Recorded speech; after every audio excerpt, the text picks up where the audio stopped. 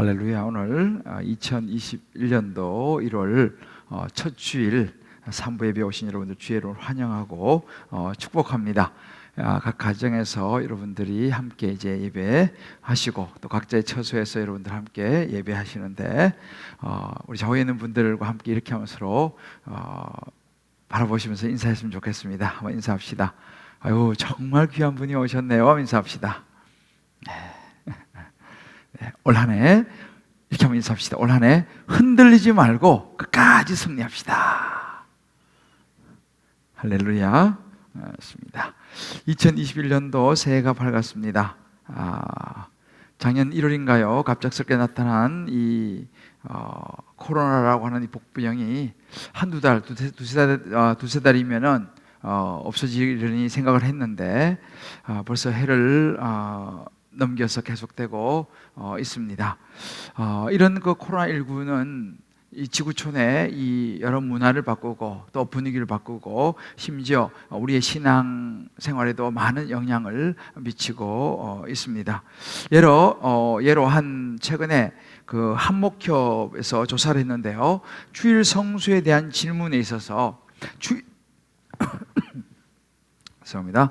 주일에 꼭 교회를 가서 예배를 드리지 않아도 된다는 생각을 하게 됐다라고 응답하신 분들이 22.9%, 한 4명 중에 1명꼴로 주일 성수에 대한 인식의 변화가 나타났다라는 통계를 보았습니다. 또 지난 4월 조사에는요, 이 코로나가 터지고 이제 비대면이 되면서 예배를 드리지 않았다는 응답이 13%였는데 7월달 3개월 후에는 18%로 나타났습니다. 아마 지금 또 몇 달이 지났으니까 아마 이 수치는 더 올라갔을 가능성이 있습니다. 심지어 코로나가 종식되고 난 이후에 또 난 교회를 안 갈 것 같다라고 응답한 응답조사도 4월에 2%였는데 7월에 6%까지 올라갔습니다. 그럼 지금 역시 마찬가지로 좀 더 올라갔을 가능성이 있습니다. 여러분, 이것이 우리 현실입니다.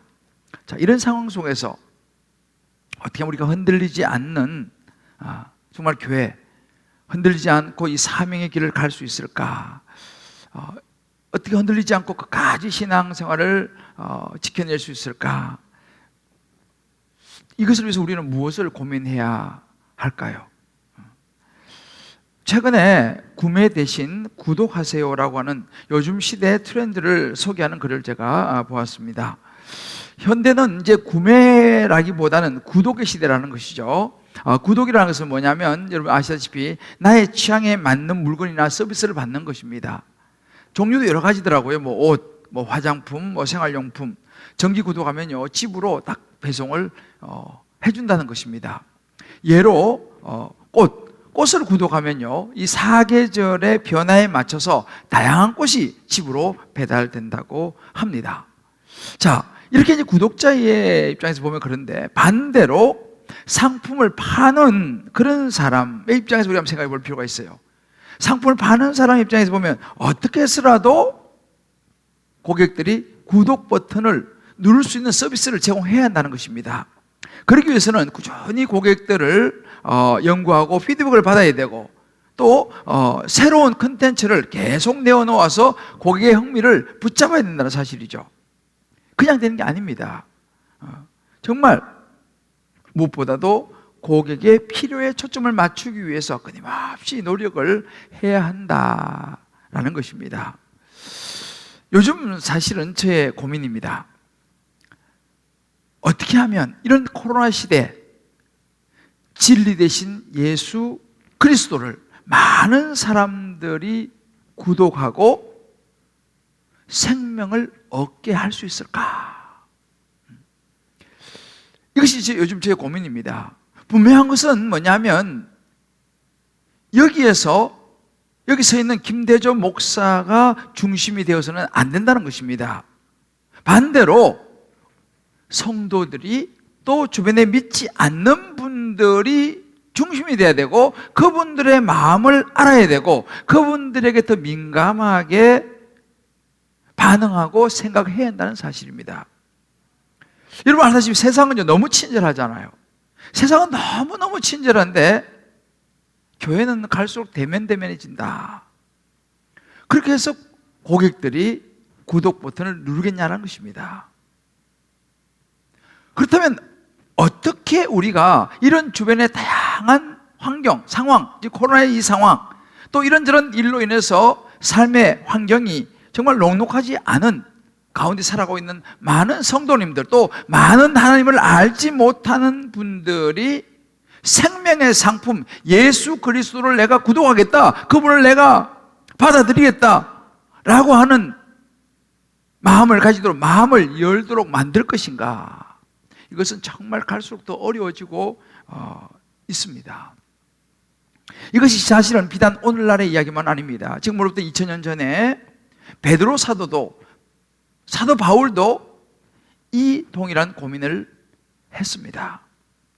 바울은 그럼 그 당시 믿지 않는 사람들이 구독을 누르도록 하기 위해서 어떤 방법을 사용했을까요? 어떻게 예수를 믿도록 했을까요?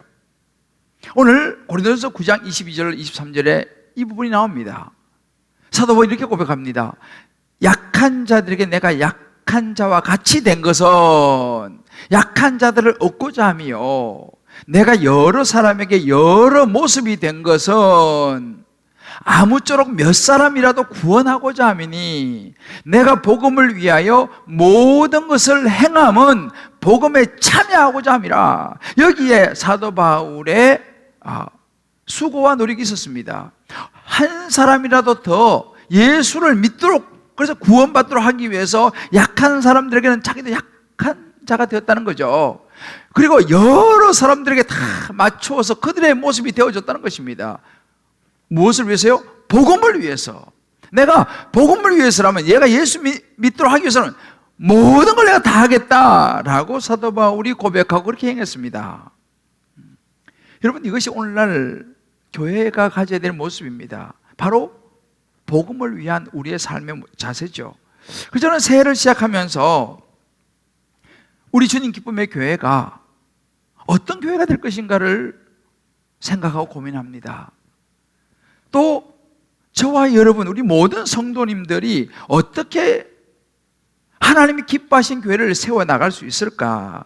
바로 예수님이, 베드로 사도가, 사도 바울이 꿈꾸었던, 말해주는 그 교회의 모습을 우리가 잘 보고 2021년도 한 해 정말 저와 여러분, 우리 모든 성도들이 마음을 모두어서 정말 하나님이 기뻐하시는 그런 주님 기쁨의 교회로 잘 세워갈 수 있게 되기를 주님의 이름으로 축복합니다. 자, 그럼 어떻게 하면 그런 교회의 모습이 될 수 있을까요? 다르게 말하면 세상이 구독하는 복음적인 교회가 되기 위해서, 생명을 전해주는 복음적인 교회가 되기 위해서는 우리는 어떤 교회가 되겠습니까? 오늘 성경이 보여주는 그 첫 번째는 뭐냐면요, 조음이라고 하는 이 조음에 머물지 않는 교회가 되어야 된다는 사실입니다. 당시 이제 예루살렘 교회는 막 부흥해서 복음이 막 퍼져나갔습니다. 당연히 복음이 퍼져나가니까 안 믿는 사람들에게도 복음이 흘러갔죠. 그것은 유대인들뿐만 아니라 이방인들에게도 복음이 흘러갔습니다. 그래서 이방인들도 예수를 믿게 되고 교회에 나오기 시작했습니다. 문제는 뭐냐? 예수를 먼저 믿은 교회 안에 있는 유대인들이 아직 준비가 되지 않았다는 사실이에요. 왜냐하면 이들은 예수 믿고 교회로 들어오는 이방인들이 부담스러웠습니다. 왜냐하면요, 당시 이방인들은 우상을 섬기고 또 이교도의 어떤 풍습과 그런 그 습관과 가치관을 가지고 있다가 예수를 믿었기 때문에 그게 하루아침에 싹 없어지지 않지 않습니까? 그러니까 그런 모습들이 남아있는 거죠. 그래서 자기들은 그래도 경건한 하나님의 백성이라고 생각하는 이 유대인들이 예수를 믿고 교회에 있는데, 그런 아직도 어떤 행동이라든지 습관이라든지 가치관이 완전히 바뀌지 않은 이방인들이 교회 안에 들어오니까 그것이 불편한 거예요. 때로는 그들이 하는 행동, 말이 너무 거칠고 불쾌한 거예요. 심지어 여러 가지 그 유대인들은 자기들이 행하는 정결의식, 모세 율법이 있지 않습니까? 그 중에 대표적인 것이 뭐냐면 사도행전 15장 1절에 말합니다. 모세의 법대로 할례를 받지 아니하면 너희 구원을 받지 못한다. 유대인들은 난지 8일이면 다 할례를 받습니다. 그리고 이제 예수를 믿어서 그리스도인이 됐는데 이 이방인들은 할례를 안 받죠. 근데 예수 믿었다고 교회를 들어오니까 저 할례 받지 못한 사람, 할례 못 받으면 구원받지 못한다 라고 심지어 말하기까지 했습니다. 그렇게 유대인들이 불편해했어요. 자기들과 똑같은 유대인으로서 율법을 지키고 그래도 경건하다고 생각하는 이런 사람들이 예수 믿고 들어오면 얼마나 좋겠어요. 근데 이방인들이 들어오니까 이것이 불편했다는 사실입니다. 여기서 우리가 눈여겨봐야 될 부분들이 바로 조음이라고 하는, 우리끼리라고 하는 이 부분입니다. 여러분 이 책의 제목은 많이 들어보셨을 거예요. 유명한 책인데 기업과 경영인들이 필독서라고 말하는 책입니다. 좋은 기업을 넘어 위대한 기업으로 라고 하는 책입니다. 짐 콜린스라고 하는 사람이 써서 아주 센세이션을 일으켰습니다. 짐 콜린스는 그 책에서 이런 얘기를 합니다. 좋은 것은 위대한 것의 적이다 라고 이야기해요. 그래서 이 책을 이제 많은 분들이 읽고 그 중에서 톰 레이너 박사라고 하는 이 남침내신학교 교수인데 이분이 그 책을 읽고 인사이트를 얻은 것 같아요. 그래서 이분이 책을 썼는데 뭐냐면 좋은 교회에서 위대한 교회로 라고 하는 책을 썼습니다. 그 책도 굉장히 정말 많은 사람들에게 반향을 일으켰죠. 그 책에 보면요, 이 톰 레이너 박사가 미국에는 한 40만 개의 교회가 있다고 봅니다. 그 40만 개로 추정되는 그 교회 중에서 컨설팅 회사에 의뢰를 했습니다. 여기서 수천 개 교회만 좀 뽑아가지고 표본을 좀 조사해 달라. 그래서 이 나름대로 위대한 교회라고 불리워지는 교회의 기준이 뭔지를 좀 서치를 해달라고 의뢰를 했습니다. 그래서 컨설팅 회사를 통해서 의뢰를 받아서 연구 결과를 레이너 박사가 이렇게 이야기합니다. 왜 많은 교회들이 위대한 교회로 가지 못하고 정체 내지는 침체하는 교회가 되는가를 연구해 본 결과 중요한 요인 중에 하나는 내가 좋아하는 교회에 머물고 싶어 하더라 이런 것이죠. 이것을 얘기했습니다.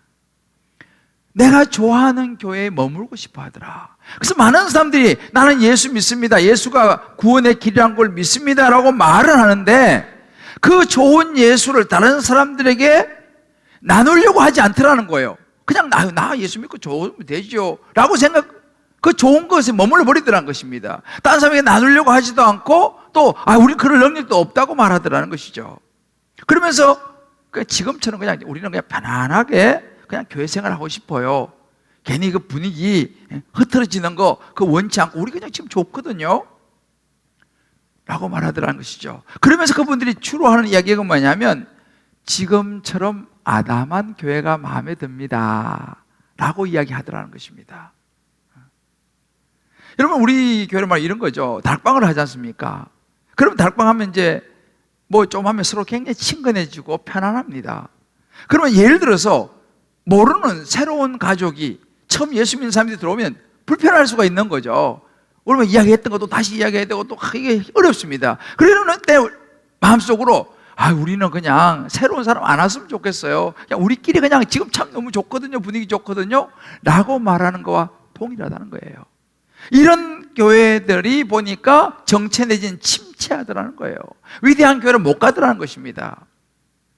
제가 그 책을 보면서 옛날 우리 교회 주님기쁨교회 개척 초기의 일들이 생각이 났습니다. 저도 이제 교회를 개척해서 이제 13년, 14년 되는데 갑자기 막 성도들이 막 늘어나기 시작했습니다. 하나님의 은혜로 처음에 개척을 할 때는 조금 숫자로 시작했지만 막 늘어나기 시작하니까 의외로 불편해 하시는 분들이 생기기 시작했습니다. 근데 의외로 불편해 하는 사람들이 교회의 중심에 자리 잡고 있는 분들이셨습니다. 개척교회니까 많은 분들이 오는 걸 우리 다 좋아할 것 같지 않습니까? 그런데 불편해 하시는 거예요. 왜 그런가를 보니까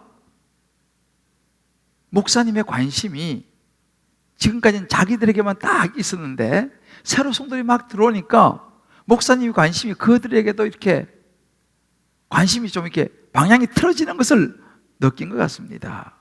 그래서 이런 이야기를 하기 시작했습니다. 목사님, 우리는요, 그저 목사님하고 정말 가족적인 이 분위기, 너무 딱 좋은 것 같습니다.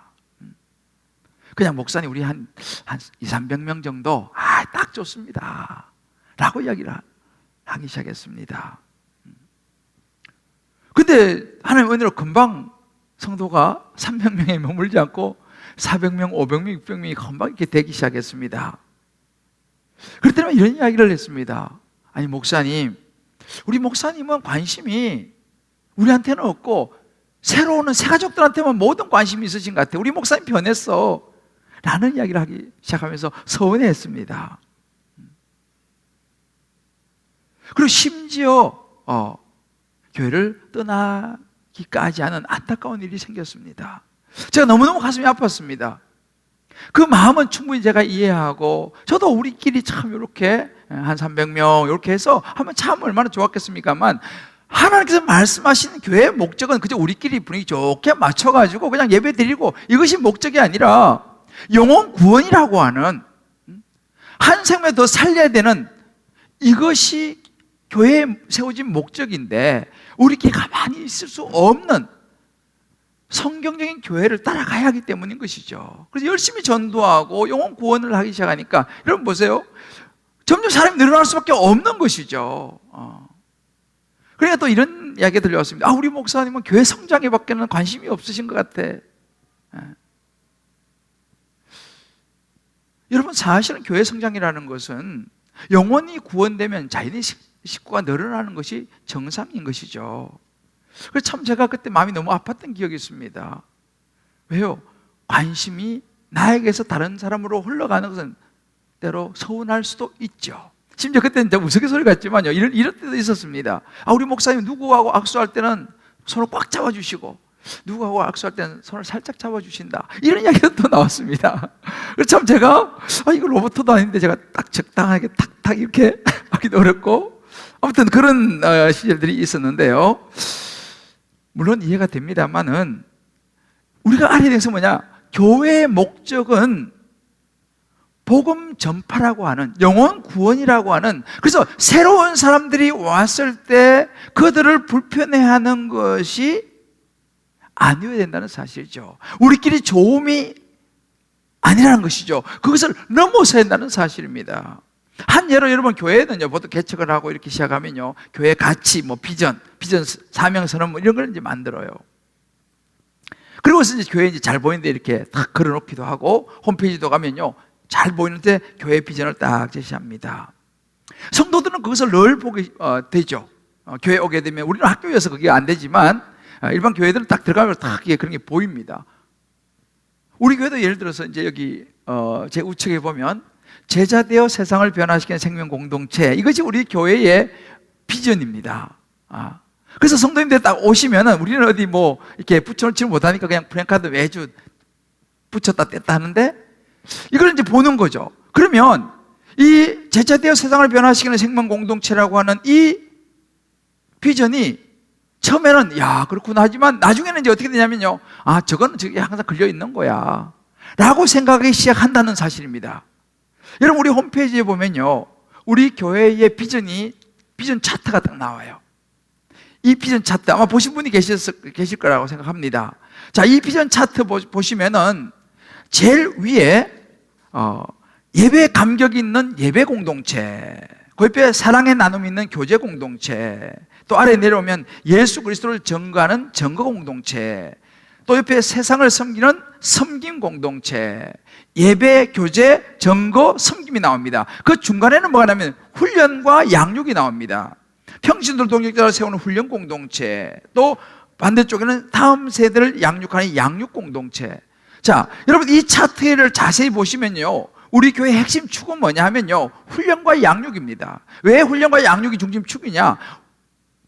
예배하고 교제하고 증거하고 섬기는 일을 잘 하려면요, 훈련과 양육을 받으셔야 되는 거예요. 그래야지 정말 성경적인 교회를 잘 만드는 예배, 교제, 증거, 섬김을 잘 해낼 수 있기 때문이죠. 이것이 이제 우리 차트입니다. 그냥 보시면 그렇지만 제가 개척하면서 나름대로 굉장히 고민하고 건강한 교회를 만들기 위해서 생각을 많이 한 비전 차트인데요, 아마 여러분들이 이것을 보신 분도 계시고 아마 처음 보는 분도 계실지 모르겠습니다. 중요한 것은 뭐냐면요, 이것이 이런 게 있구나, 그리고 늘 여기 쳐다보면서 그렇구나에 멈추는 것이 아니라 있어도 거기서 그런 게 있구나라고 별로 관심을 안 가질 수 있다는 사실입니다. 그건 그거고, 물론 교회가 이렇게 어떤 분명한 비전이라든지 이런 사명이 없는 것도 문제지만은 사실은 있어도 관심을 안 가진다는 것도 사실 문제라는 것입니다. 왜 그럼 우리는 이런 것에 별로 관심을 안 가질까요? 관심 가지면 피곤해질 수 있으니까요. 그까지 목사님 저 신경 쓰고 싶지 않고 저는요 그냥 주일날 예배만 드릴래요. 다른 건 저는 모르겠어요. 어찌 보면요 개인적인 그런 어찌 보면 이기적인 마음인 것입니다. 하나님께서 교회를 세우신 목적을 생각하지 않는 그리스도인, 과연 하나님이 기뻐하실까요? 그런 교회를 하나님께서 기뻐하실까요? 좋은 교회에서 위대한 교회라는 책을 쓴 톰 라이너 박사는요 이런 이야기를 합니다. 하나님께서 우리를 위대하게 부르셨다면 단지 좋은 것에 머무는 것은 죄다, 이렇게 말했습니다. 하나님 우리에게 영혼 구원을 향하여 교회가 세상으로 나가야 되는데 우리끼리 조싸운 이유에 머물면 그건 죄라는 거예요. 그 연구에 하면 그러면 앞으로 나아가는 교회는 어떤 교회인가를 보니까요, 앞으로 나가는 위대한 교회로 나아가는 교회의 성도들을 만나보니까 이 성도는 대부분 무슨 이야기를 하냐면 안 믿는 불신자들에게 전도를 하려고 생각하더라는 거예요. 그리고 그 안 믿는 분들에게 복음을 전하려고 하는 열정을 가지고 있더라는 것입니다. 그런 교회는 앞으로 나가더라는 것이죠. 우리 한번 각자에게 이 부분을 가지고 적용해 볼 필요가 있습니다. 나는 신앙생활을 하는데 내 안에는 그저 좋은 거, 그저 편리한 신앙생활, 그냥 우리끼리 그냥 좋다, 여기에 내가 머물려고 하는 마음이 혹시 없는가? 아니면 정말 하나님이 원하시는 신앙의 삶을 오늘도 생각하면서 2021년 생각하면서 정말 우리 주님 기쁨의 교회를 내가 정말 하나님이 기뻐하신 교회로 내가 어떻게라도 좀 일조해서 세우겠다, 그런 마음이 있습니까? 우리 생각해 볼 필요가 있어요. 우리 주님 기쁨의 교회는 좋은 교회에 머무르고 있습니까? 아니면 영혼 구원이라고 하는 이 복음을 향한 위대한 교회로, 하나님이 기뻐하시는 교회로 나아가고 있습니까? 자, 우리 한번 옆에 분하고 이렇게 서로 한번 경계했으면 좋겠습니다. 좋은 교회를 넘어 위대한 교회로 가야 합니다. 한번 서로 한번 우리 격려합시다. 그죠? 좋은 교회를 넘어 영혼을 구원하는 하나님이 기뻐하시는 위대한 교회로 가야 됩니다. 두 번째, 세상이 구독하는 복음적인 교회가 되기 위해서는요, 용납하는 교회가 되어야 됩니다. 오늘 이 베드로 사도가 이런 분위기를 보고, 예루살렘 교회 이런 분위기를 보고 사도행전 15장 19절에 이런 이야기를 합니다. 그러므로 내 의견에는 이방인 중에서 하나님께로 돌아오는 자들을 괴롭히지 말아야 된다 라고 말합니다. 무슨 이야기입니까? 이방인들 중에서, 유대인이 아닌 사람들 중에서, 이방인들 중에서 이제 나 예수 믿어봐야겠다라고 오는 사람들 너무 괴롭히지 말라는 거예요. 뭐 이것도 안 하고 뭐 저것도 안 하고 뭐 율법도 안 지키고 뭐 자꾸 이런 걸 가지고 그들 너무 본질이 아닌 거 가지고 너무 괴롭히지 마라. 그들을 있는 그대로 이해하고 받아줘야 된다, 이렇게 이야기합니다. 이렇게 보면요, 우리가요, 우리 주변에 예수 안 믿는 남편이라든지 뭐 자녀 혹은 뭐 부모 또 친구 이런 사람들을 당신 왜 안 믿어? 라고 막 이렇게 윽박지르서는 안 된다는 거예요. 그분들을 있는 그대로 용납하고 받아줘야 된다는 것입니다. 이제 막 예수 믿기 시작하는 사람한테 막 너무 많은 걸 막 강요하고 막 너무 큰 것을 요구해도 안 된다는 거예요. 짐을 너무 지어서는 너무 괴롭게 하지 말라는 것입니다. 이것이 베드로 사도가 이야기하는 거예요. 이방인들을 보면서, 이제 예수 막 믿은 사람들을 보면서 저것도 못해라고 불편해하는 마음을 보고 베드로 사도가 이야기하는 것입니다. 그러면서 8절 9절에 이런 이야기를 합니다. 또 마음을 아시는 하나님이 우리 교회와 같이 그들에게도 성령을 주어 정언하시고, 그러니까 우리 유대인뿐만 아니라 이방인 그들에게도 성령을 주셨다는 거예요. 똑같다는 거예요. 믿음으로 그들의 마음을 깨끗하게 하사 그들이나 우리나 차별하지 아니하셨다. 예수 믿는 믿음에 있어서는 이제 막 예수 믿는 그 이방인들이나 우리처럼 이렇게 유대인들이나 차별이 없다. 하나님께서 다 똑같이 생각하신다. 라고 이야기하는 거예요. 그러니까 우리는 어떻게 해야 되느냐라고 이제 사도 바울이 이야기하는 부분이 뭐냐면 28절에 예루살렘 공회가 이 결정을 내립니다. 성령과 우리는 이 요긴한 것들 외에는 아무 짐도 너희에게 지우지 않는 것이 옳은 줄 알았다. 이렇게 말합니다. 뭐예요? 중요한 복음의 핵심, 예수 그리스도의 복음의 핵심, 그리고 우상 숭배하는 거, 음행하는 거, 이런 죄라는 거예요. 29절에 보면 그런 부분이 나옵니다. 우상의 제물과 피와 목매어 죽인 것과 음행을 멀리할지라, 이런 건 안 된다는 거예요. 죄는 안 되는 것은 분명한데, 이런 거 외에는 어떤 무슨 율법을 가지고 이렇게 해야 된다, 이렇게 해야 된다, 이런 것, 죄가 아닌 거 가지고 우리는 더 이상 여러분들에게 짐을 지우지 않기로 결정했습니다. 이게 예루살렘 공회의 결정이었습니다. 베드로사가 이걸 이야기해요. 우리가 이걸 잘 눈여겨보아야 됩니다. 여러분, 우리가요, 신앙생활 하면서요, 우리 교회 안에는요, 아직도 진행 중인 사람들이 많이 있다는 것을 우리가 이해해야 됩니다.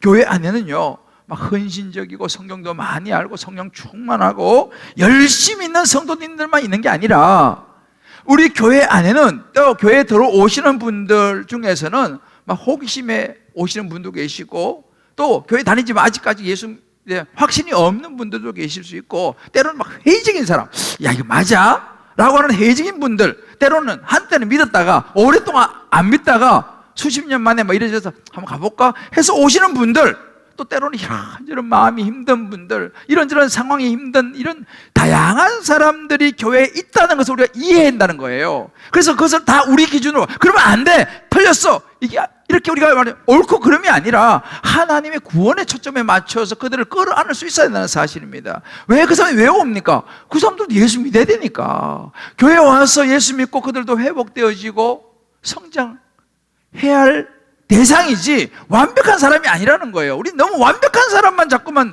찾으려고 하니, 교회는 완벽한 사람들이 오는 곳이 아니라 예수 믿고 좀 더 나아지고 싶은 사람들이 오는 것이 교회라는 사실이에요. 이것을 우리가 잘 이해해야 된다고 베드로 사도가 이야기합니다. 사실은 부끄럽지만 저도 한때는 목사이지만 이런 부류의 사람이었어요. 사실은 목사가요, 이럴 가능성이 있습니다. 왜냐하면 목사가 이제 보면 유대인이라고 볼 수 있잖아요.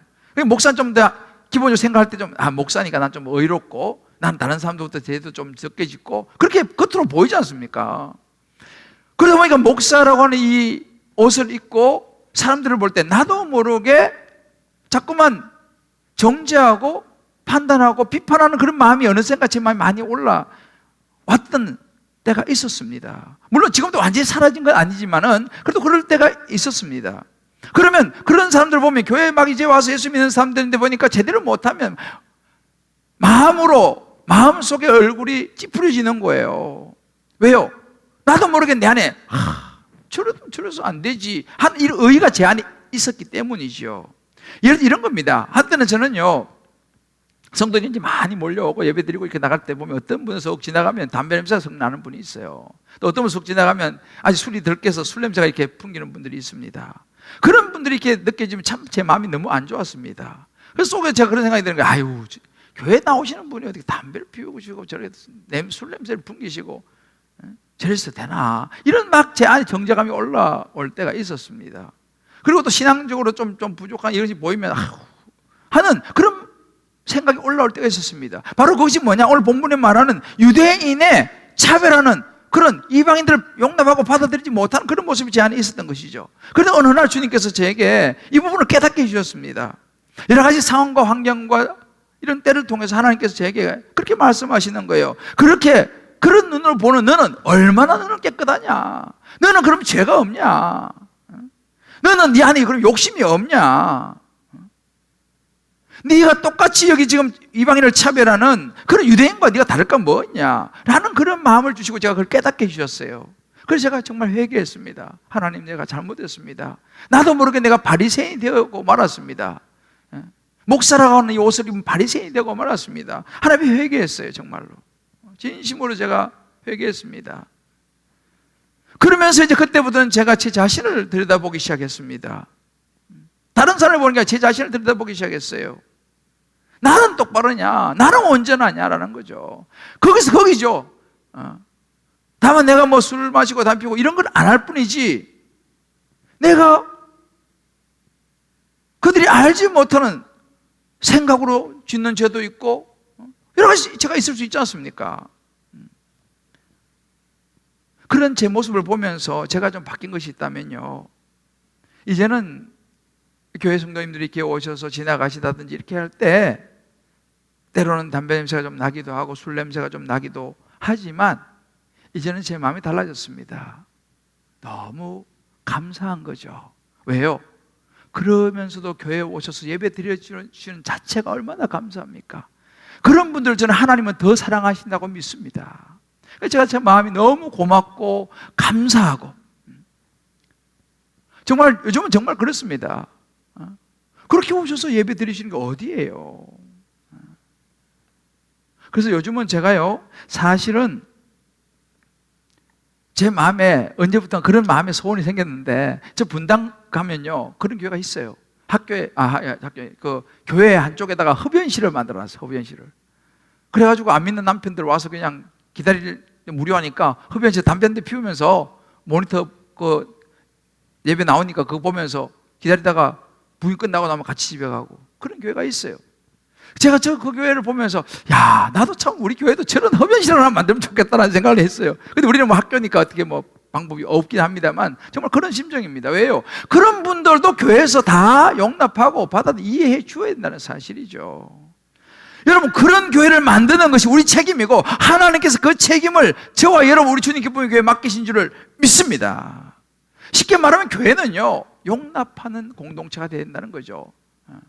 누구 탓이 아니라, 또 때로는 교회가 이 텃세가 심하거든요.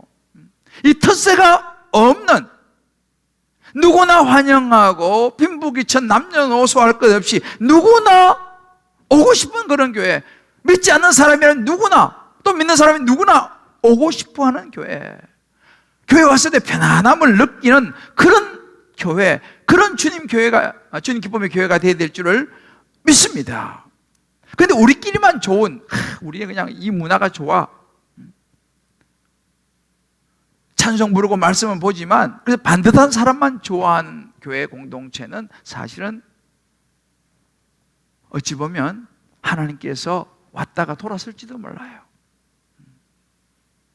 그래서 저는 우리 주님 기쁨의 교회가요, 정말 은혜가 흐르는 공동체, 옳고 그름이 아니라 구원에 초점을 맞추고 가는, 때로는 좀 부족한 것이 있어도, 일관성이 좀 없는 부분이 있어도 정말 끌어안을 수 있는 그런 교회가, 그래야지 구독을 누르지 않겠습니까? 그래야지 나도 예수 믿겠다고 예수님 구독하지 않겠어요? 그래야 주님 기쁨의 교회 구독하지 않겠습니까? 각자 우리는 적용해 볼 필요가 있습니다. 우리 교회는 오래되신 신앙생활 하신 분들 정말 너무 귀하죠. 이런 분들은요. 그러나 처음 예수 믿기 위해서 오신 이런 분들도 귀하다는 사실. 그래서 저는 우리 주님 기쁨의 교회가 어떤 분이든지 간에 다 환영하고 그들을 향하여서 용납하고 받아주고 차별이 없는 그런 마음을 가지고 나아갈 수 있는 교회 될 수 있게 되기를 주의 이름으로 축복합니다. 할렐루야. 마지막 세 번째, 세상 사람들이 구독 누르는 그런 복음적인 교회가 되기 위해서는요, 예수의 꿈을 꾸는 교회가 되어야 됩니다. 오늘 11절 말씀 보게 되면 우리는 그들이 우리와 동일하게 주 예수의 은혜로 구원받을 줄을 믿노라, 이렇게 말합니다.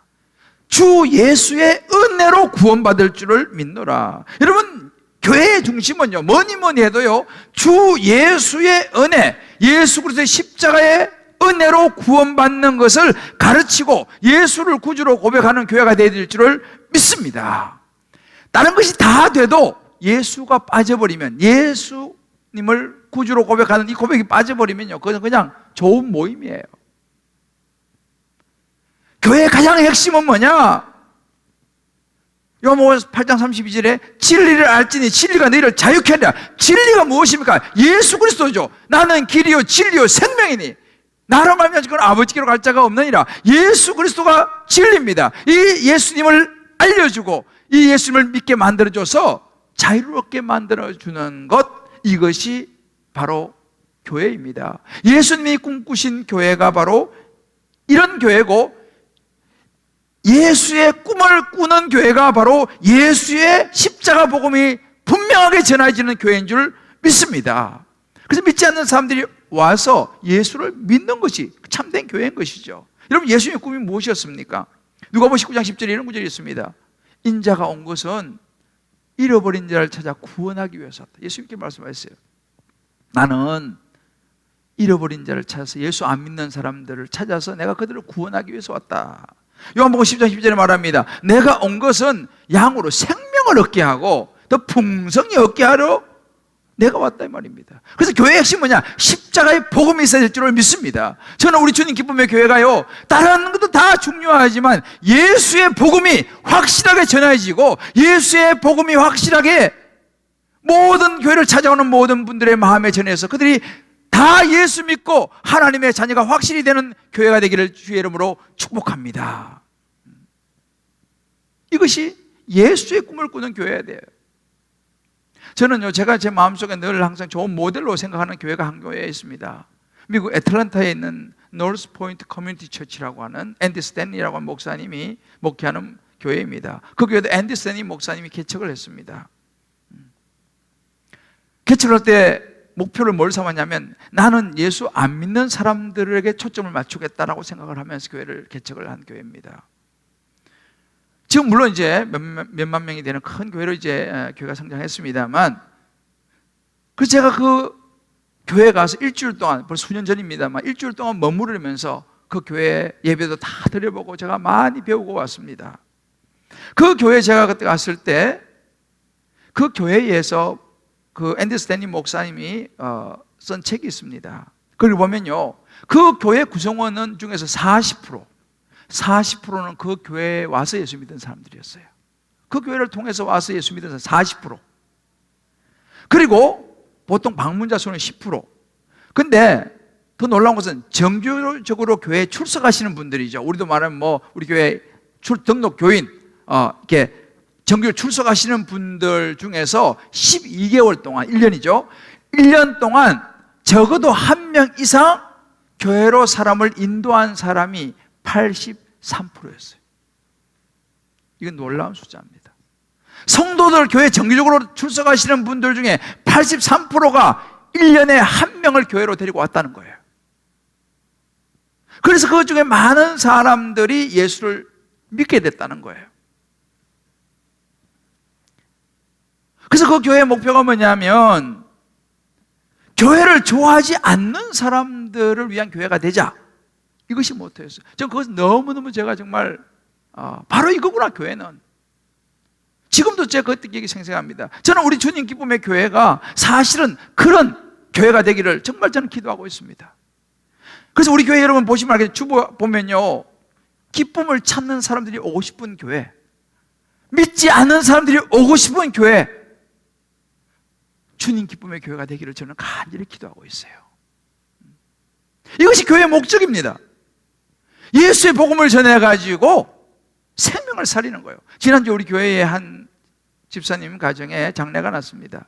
그래서 제가 이제 코로나 기간이고 하니까 요즘은 예배도 잘 못 드리거든요. 그래서 우리 교육자 몇 사람하고 하여튼 몇 명이 가서 찬송도 못 부르고 그냥 그 장례식장에서 둘러 앉아서 예배를 드렸습니다.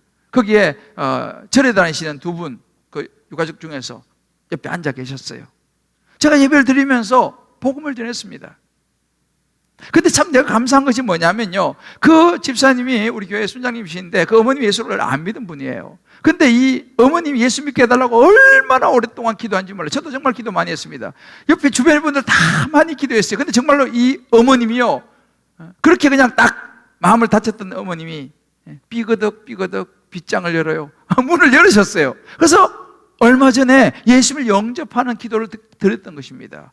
그리고 이제 계시다가 소천하셔서 천국 가셨어요. 그러니까 우리가 그 자리 가니까요, 물론 인간적으로 좀 섭섭한 건 있지만 얼마나 감사한지 몰라요. 왜요? 어머님 천국 가셨잖아요. 그 집사님도 얼굴이 그렇게 어둡지 않아요. 왜요?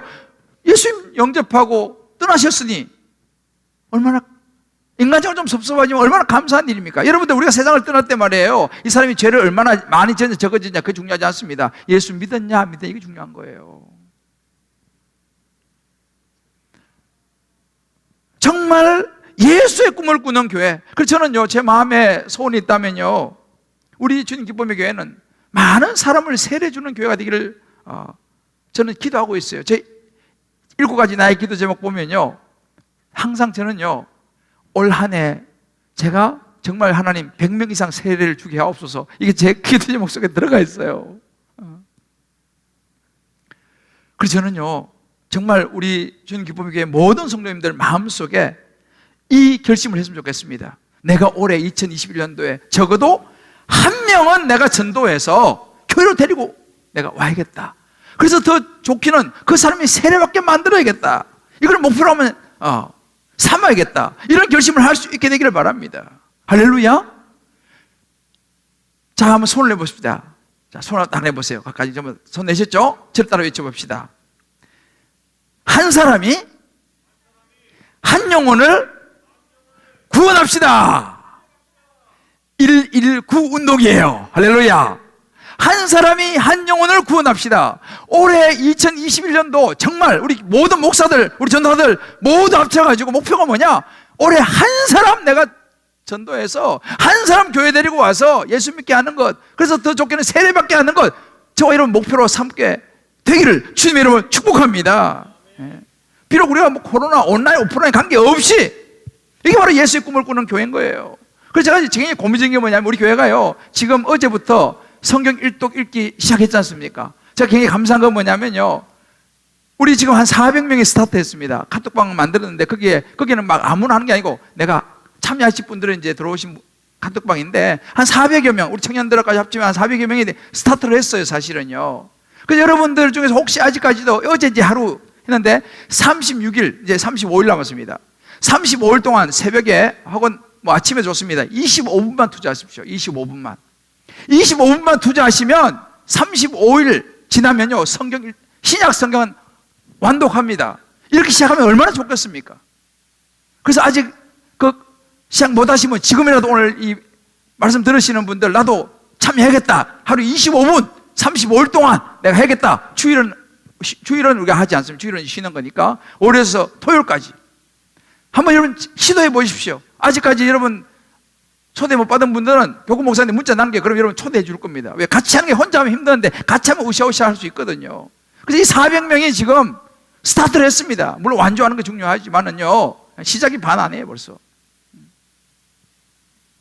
우리가 여러분 예수의 꿈을 꾸는 교회, 내가 말씀 붙들고 흔들림 없이 정말 내가 예수 그리스도를 구주로 고백하는 마음, 신앙 고백이 내게 있는가라는 것입니다. 있다면 나도 올 한 해 한 명이라도 내가 전도해야겠다. 사랑하는 성도 여러분, 이제 우리는 좋은 교회를 넘어서 위대한 교회로 가야 합니다. 아멘. 예수의 꿈을 꾸는 교회입니다. 아멘. 그저 여기가 좋사오니 초막셋을 짓고가 아니라, 정말 내가 예수님을 통해서 구원받았다면 나도 그 누구에게, 한 영혼에게 손을 내밀 수 있는 이 한 해가 되기를 기도합니다. 아멘. 그러기 위해서 우리가 용납해야 되는 거예요. 이해하고 받아줘야 됩니다. 안 믿는 남편 좀 힘들게 해도 십자가 져야 되는 거예요. 왜요? 그래야지 그 남편이 예수 믿을 거 아니겠어요? 그래야지 그 자녀가, 이웃이 예수 믿을 거 아니겠습니까? 우리 같이 정말 우리 주변에 이 한 해를 통해서 복음을 전하는, 그래서 제가 소원이 뭐냐면 좋은 소문이 나는 교회. 주님 기쁨의 교회, 그거 한번 가보고 싶다. 그 교회, 그 교회 가면 다 사람이 참 좋아진다더라. 그런 소문이 나는 교회, 감동을 주는 교회. 할렐루야. 아멘. 우리 2021년도 한번 만들어 봅시다. 세례 요한은요, 광야에 외친 자의 소리라고 그랬어요. 소리는 보이질 않아요. 그런데 세례 요한을 통해서 많은 이들이 예수 믿게 되잖아요. 저와 여러분의 한 해가 그런 한 해가 되기를 소원하면서, 우리에게 소원이 하나 있네, 이 찬양 같이 부르고 오늘 말씀 붙들고 같이 한번 기도하겠습니다. 우리에게 소원이 하나 있네. 주님 다시 오실 그날까지, 주님 다시 오실 그날까지 우리 가슴에 새긴 우리 가슴에 새긴 주의 십자가 사랑 나의 교회를 사랑해 하네. 주의 교회를 향한 우리 마음, 주의 교회를 향한 우리 마음, 희생과 포기와 희생과 포기, 섬김과 고난까지도 섬김과 고난, 하물며 죽음조차 우리를 막을 수 없습니다. 하물며 죽음조차 우리를 막을 수 없네. 우리 교회는 우리 교회는 이 땅의 희망입니다. 이 땅의 희망. 교회를 교회되게, 예배를 예배되게, 예배되게 우리를 사용하소서. 우리를 사용하소서. 진정한 부흥의 날이 정한 그의 날 오늘 임하도록 오늘 임하도록 우리를 사용하소서. 우리의 결단입니다. 성령 안에 예배하리라. 성령 안에 예배하리라. 자유의 마음으로, 자유의 마음으로 사랑으로 사역하리라. 사랑으로 사역하리라. 교회는 생명입니다. 교회는 생명이니 우리 오른쪽으로 사용합시다. 교회를 교회되게, 교회되게 예배를 예배되게, 예배되게 우리를 사용하소서. 우리를 사용하소서. 진정한 주의 날이 정한 은혜의 날 오늘 임하도록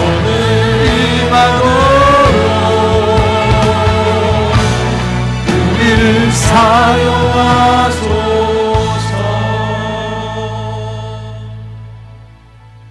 우리 한번 이 시간 종이 눈을 감고 한번 기도합시다. 2021년도를 시작하면서 주님 기쁨의 교회는 어떤 교회가 되어야겠습니까? 주님 기쁨의 교회의 성도된 저와 여러분 한 사람 한 사람은 어떤 교회를 만들어 가야겠습니까? 주님 말씀하셨습니다. 좋은 교회를 넘어서 복음의 역사를 이루는, 영혼 구원의 역사를 이루는 위대한 교회로 가야 한다. 아멘. 예수의 꿈을 꾸는 교회가 되어야 한다. 아멘. 심는 대로 거둔다 하셨습니다. 하나님 아버지, 이 한 해 정말 제가 적어도 한 사람이라도 예수님께로 인도하는 그런 한 해가 되기를 원합니다. 아멘. 그래서 하나님의 기쁨이 되기를 원합니다. 아멘.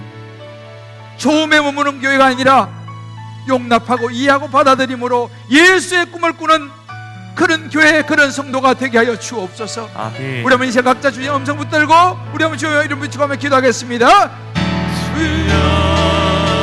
하나님 아버지, 우리에게 소원이 하나 있습니다.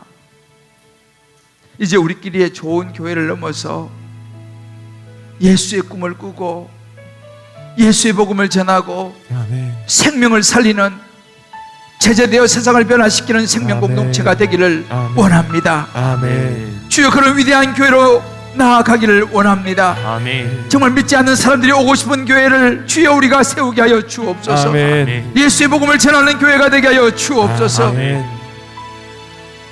이를 위해서 하나님 아버지, 우리가 성경 일독을 시작하며 말씀으로 무장하며 이 한 해를 출발하려고 합니다. 하나님, 때로는 힘들고 어렵지만 아직 믿음이 약한 이들, 아직도 믿음이 없는 이들을 용납하고 받아들이고 이해하고 수용하기를 원합니다. 그것이 십자가의 길이라면 주여 그 십자가를 질 수 있도록 우리에게 용기와 힘을 허락하여 주시옵소서. 아멘. 은혜를 베풀어 주시옵소서. 아멘.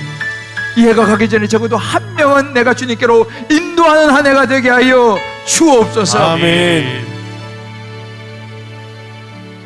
우리 결심과 우리 연약함에도 불구하고 우리의 마음을 받으실 주님을 찬양하고 아멘. 드린 모든 기도를 받으실 주님을 생각하며 성령의 도우심을 구하고 감사하며 예수님 이름으로 기도합니다. 아멘. 아멘.